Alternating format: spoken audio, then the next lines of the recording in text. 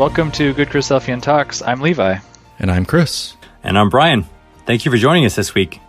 On this podcast, we select one talk a week to help us get the Bible in our daily newsfeed. We post a new episode at the start of each week with a short intro beforehand to kind of set the stage for the talk you're about to listen to. And now, let's talk more about this week's talk.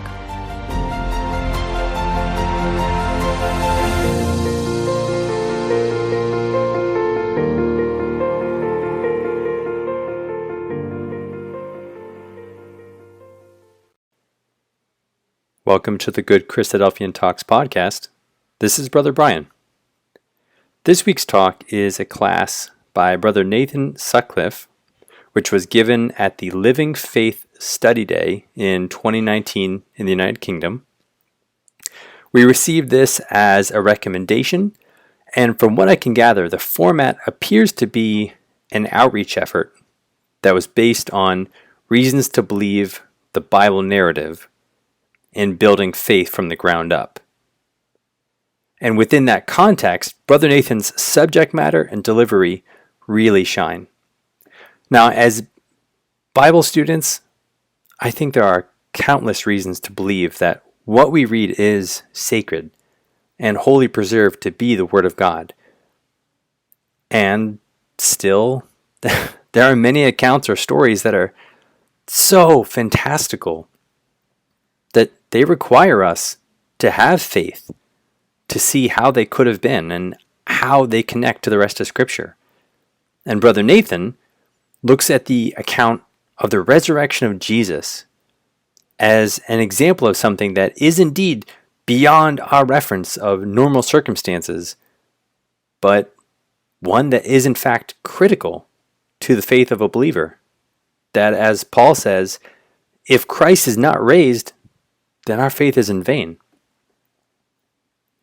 I've heard a number of talks about the resurrection, and there are always more little tidbits to find. And if you could talk about it for 3 hours if you were allowed to. But what makes this talk great is how much evidence Brother Nathan is able to pack into just 20 minutes, while remaining very eloquent and conversational.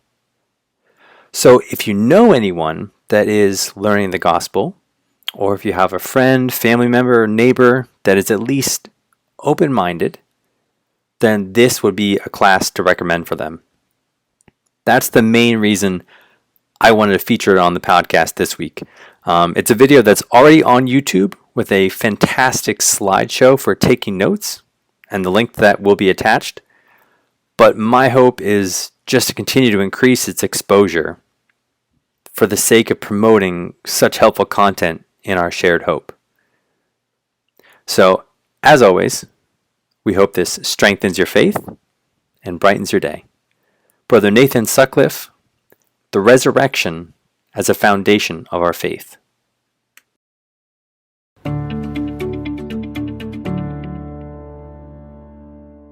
Good morning, everyone. So, Jesus and Jesus' resurrection, for me, it's the one event in history that changes everything. If Jesus rose from the dead, I can deal with most other things. Jesus' resurrection and the fact that God raised him, for me, is what founds my faith. It's the rock on which I can build everything else. It's what gives me the foundation for my understanding of God and his story. So I'm going to do two things this morning. I'm first going to try and share with you why I'm persuaded in the resurrection, why I believe in the resurrection based on the historical data, the historical sources that we've got. So that's number one. And number two, briefly towards the end, I'm going to explain why for me, Jesus and his resurrection is the foundation of my faith. It's what it is built on from a theological perspective. So there we are. So what are we going to do? There are two claims that I think the resurrection is founded on. And these are these two things: that there was an empty tomb, and that people claimed that they saw Jesus after he rose from the dead. I'm going to explain why I think there's good evidence historically for those claims. And then I'm going to explain, well, okay, even if we accepted that people did believe that, why should we accept that now? Why should we think, or why should I think, that there actually was a resurrection? So on the screen, that's the kind of the outline of how we're going to go about that. As I say, I'm going to do that purely on a historical basis, just as we might weigh the claims for the exploits of other people and events in history. And I'm going to take as read that Jesus died through crucifixion in Jerusalem sometime around 30 AD. I appreciate that is a claim which has been contested, but it's something that I think is so well-founded that I'm not even going to bother starting there. If you've got questions on that, I probably don't have brilliant answers, but you can ask me afterwards. Okay, so let's start with the empty tomb. Now, before I start on the empty tomb, I just want to acknowledge that the empty tomb, in the context of historical scholarship in general, doesn't have 100% agreement, for sure. Gary Habermas, who is a New Testament scholar and historian, has claimed that about 75% of relevant scholars accept that there was an empty tomb. I think there was an empty tomb. I'm going to show you why, but I just want to preface it with that comment. Okay, so first thing, we've got a number of early sources which claim that there was an empty tomb. I've grouped them into different layers of sources there, but I think that's important that we do have some early and multiple sources, because I think it tells us that this wasn't a time for myth building. There wasn't a great deal of time for this narrative to develop into something else. They always claimed that there was an empty tomb. So that's point number one. Point number two, and I guess this is in two parts. First of all, the testimony of women in general in the first century was not generally accepted as a public witness. Sure, women could be taken as credible witnesses in certain private settings, but from the data that we've got, it's very clear that in public settings, in the public arena, women were not accepted as credible witnesses in general. And I think that's really important, because when we come to the sources and the narratives about the resurrection, the first claim is that it was women that saw Jesus. They were the first ones to claim that Jesus has risen. And it leads us to the question, well, if that wasn't really what happened, why did these gospel writers use women as the first eyewitnesses? The second bit is that when we read the narratives in the Gospels about that sort of immediate post-resurrection state, we don't find narratives which quote from the Old Testament and say, well, this is just like Isaiah said would happen, or this is just what David talked about in the Psalms, as they may well have done. And it doesn't say, well, this is what happens, and therefore you've got hope in Jesus. That all comes later. Instead, in the narratives about the empty tomb, it's pretty strictly factual. Just this is what we claim happened. And for me, that increases the reliability of these accounts from a purely historical point of view. Because it tells me, well, why would I find accounts like these if that wasn't really what happened? Next, when we think about where Christianity first kicked off, it was in Jerusalem, exactly where Jesus had been crucified.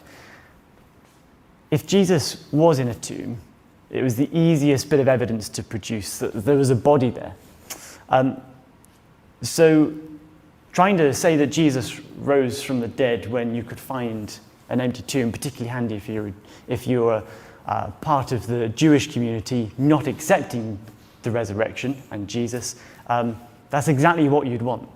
But of course, we've got no evidence to suggest that anyone was able to do that. And connected to that point, we don't find, as we would expect and find with other characters, venerations of the grave, people going to pay their respects to the tomb of Jesus. I think all of that together tell me that there was, on a historical basis, a very good case that there was a tomb without a body in it where Jesus was supposed to be. So that's number one. That's the empty tomb. Number two, the resurrection appearances. So I've put on the screen some of the sources that we've got about the resurrection appearances. First and most significant, I think, from a historical point of view, is the one at the top. It's 1 Corinthians chapter 15. Why is that so significant? Well, Paul wrote to the Corinthians circa 50 to 55 AD. And he says, I delivered to you as of first importance what I also received. So he's claiming that I'm not just sort of telling you this now. Someone has told me this, and I'm passing this on to you. Now, if he's written that 50 to 55 AD, and what he goes on to say is in the form of some established tradition, that Christ died, that he was buried, that he was raised on the third day according to the scriptures. This is in the form of established tradition already at 50 to 55 AD.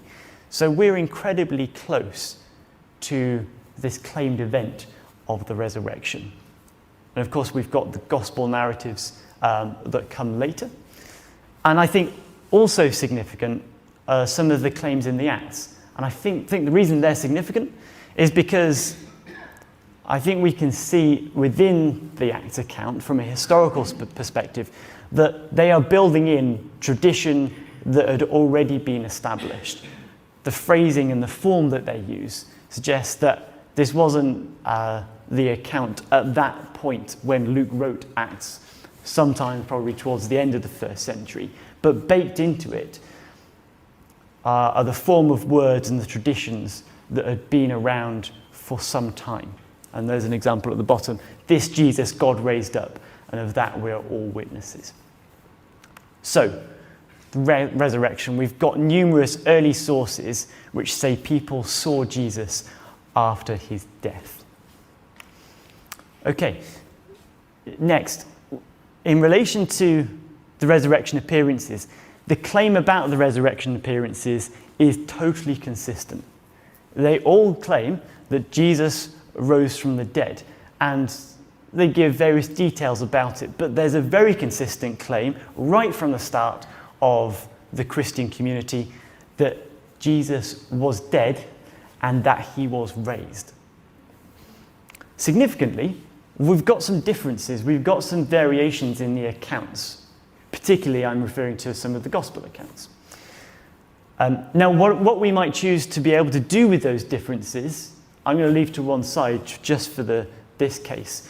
The fact that we have differences as to who came to the tomb first, or exactly when did they come to the tomb, and so on. I think that's, from a historical perspective, quite helpful. Because it tells us that these weren't sources that had colluded together, that all we're reading is really one source, and it just happens to be now in 4 or 5 different places. But in fact, that these are independent accounts, or at least to a significant degree, independent accounts. So because of those points, amongst others, this is what Gerd Lüben, who is a German New Testament scholar and historian, says. It may be taken as historically certain that Peter and the disciples had experiences after Jesus' death in which Jesus appeared to them as the risen Christ. Paula Fredrickson, she was a US historian at Boston University. She says, the disciples' conviction that they had seen the risen Christ is part of historical bedrock, fact known past doubting. I think those are quite remarkable claims from historians. And notice they say that the disciples claimed that Jesus rose from the dead. They're not saying that he definitely did. They're saying that the claim that Jesus rose from the dead is very clear. It's historically certain. Okay, so let's just recap. We've got the empty tomb, and I think we've got some pretty good data for that. And we've got the post-resurrection appearances of Jesus, and I think there's some really solid data for that. But if I was wandering around Jerusalem in first century, and someone said, well, yeah, there's an empty tomb. Yeah, we know his body was there, and now it's not. And yeah, I've seen Jesus both before and after he died. Do you know what? I think I'd still have some questions. I'd probably still think, yeah, really? What's in it for you? Is this all kind of a big setup? Like, what are you getting me into here? But I think there's some factors that we can build into the resurrection that help us there, that can take those claims about an empty tomb and about people seeing Jesus afterwards and solidify that quite a lot more. And it's those things that we've got on the screen, and I'm very briefly going to run through those. So we've got two conversions. Number one, we've got Saul of Tarsus. We've got really good evidence that he was a persecutor of the Christians. We've got Luke describing it in the book of Acts, and we've got the testimony of Paul himself in great embarrassment to him that he persecuted the Christians. And yet he turns wholeheartedly to accept the resurrection and ultimately dies for his belief. So Saul of Tarsus, number one, he converts in some circumstance to accept that Jesus rose. James, brother of Jesus. So he didn't believe in Jesus during his ministry, and I think we've got some pretty good data to say that he didn't believe in Jesus during his ministry, like the rest of his family. And yet we find that he turns to accept Jesus and leads the early church. And ultimately he dies for his belief. Now, the fact that people die for their beliefs, well, people do that. People do that today. But they do that based on second-hand testimony or worse, or more distant. These people died for their beliefs based on what they claimed they saw personally. And I think that makes their testimony and their witness to us today far stronger. They died based on what they claimed they saw there and then. So we've got two conversions, and I think those are really significant. We've got some pretty significant cultural changes which come completely out of the blue. I've put some of them on the screen. Cultural changes happen, sure, over time. Over decades, we find that people change how they go about things. They change how a community is set up. But something happens which means that overnight, people go from circumcision to baptism, from saying only Jews can be part of our community to saying we're happy to accept everyone. So there's some pretty significant cultural changes that happen. We've also got the general cultural change in the first century about a massive and rapid growth in Christianity. And finally, when we sort of sit here in the 21st century, one of the claims that's made is that Jesus' resurrection was purely spiritual, that it wasn't a real bodily resurrection, and it's claimed that that's what the earliest Christians believed. Well, again, I think we've got really solid evidence that says no. Resurrection in the first century means what resurrection means today. It's about bodies coming back to life. It wasn't in the Jewish psyche that you would have one man coming back to life. Yes, they had some expectations of resurrection, but that was about resurrection right at the end of times. What we find in Jesus' resurrection is something that was unexpected. One man rising from the dead. So the nature of resurrection that they claimed, I think we can be really clear on. was an actual bodily resurrection. So, personally, I find that there's sufficient evidence for me in faith to say Jesus rose from the dead. Now, if you don't believe in God, or if you don't accept the possibility of God, then anything is more likely than the resurrection, sure.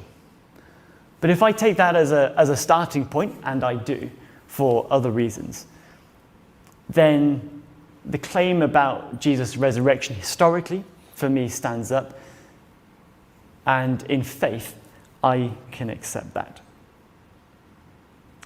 So, if that's the foundation of my faith from an evidential point of view, I've got to go on and find out, what did Jesus and his followers say? How should my faith then build on that? Well, I'm going to put a few quotes on the screen to conclude. Romans 4. Righteousness will be reckoned to us who believe in him, in God, who raised Jesus our Lord from the dead, who was handed over to death for our trespasses and was raised for our justification. Our justification in the sight of God, being seen as part of his purpose, is founded on our belief in the resurrection. We touched on Corinthians earlier. Paul says, I handed to you as of first importance what in turn I had received, that Christ died and rose again. And he goes on to say, if there was no resurrection, you can probably give up today, guys. If there was a resurrection, then we've got hope.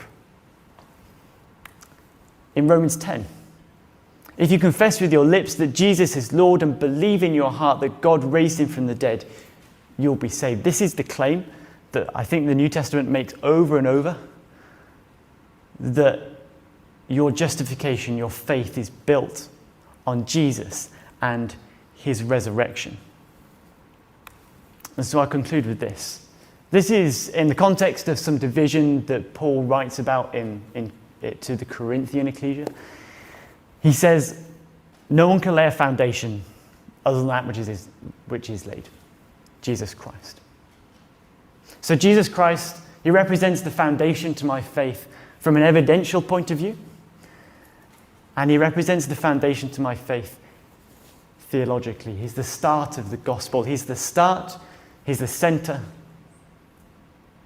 and that is why I follow him. If you want to kind of follow up on some of this stuff, I've put some resources on the screen. Those are some resources that I found really helpful in thinking about the resurrection.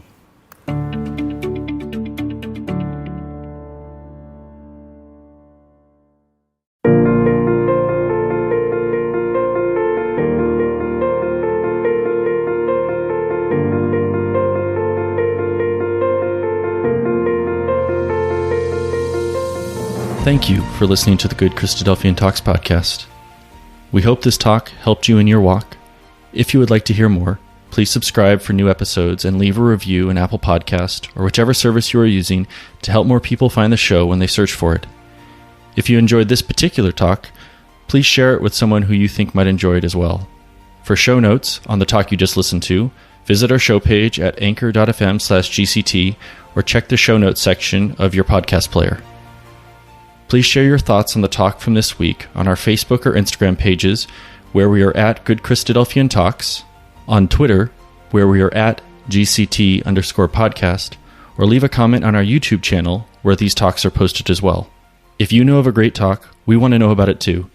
Send a suggestion to our email at goodchristadelphiantalks@gmail.com, or message us on any of our social media accounts. Thank you for listening, God bless, and talk to you next week.